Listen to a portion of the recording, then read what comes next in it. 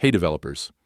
In this video, we're going to learn how to work with date and time in JavaScript, something you'll use all the time when building real-world projects. In JavaScript, you can create a date using the built-in date object. So const now =, new date, and then console.log now. This gives you the current date and time of your system. By the way, want to get just the year, month, or hours? JavaScript gives you multiple methods. So if you want just year, you can write console.log now.getFullYear. This will give you the year. If you want, you can do console.log now.getMonth, and this will give you month. If you want date, console.log now.getDate. This will give you the date of the month. If you want the day, console.log now.getDay.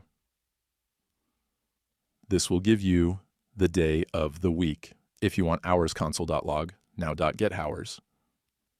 You can do this, and if you want minutes, you can do console.log now.getMinutes. This, and if you want seconds, you can do this console.log now.getSeconds. But note, months start from 0, so January is 0, and December is 11. You may want to add +1 when displaying. By the way, you can also create custom date like this. You can even do formatting. There are methods to convert the date into readable strings.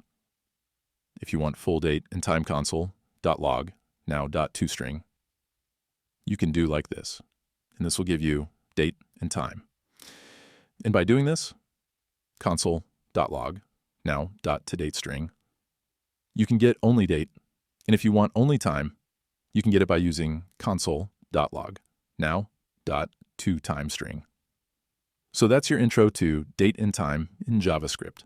If you found this helpful, hit like and subscribe.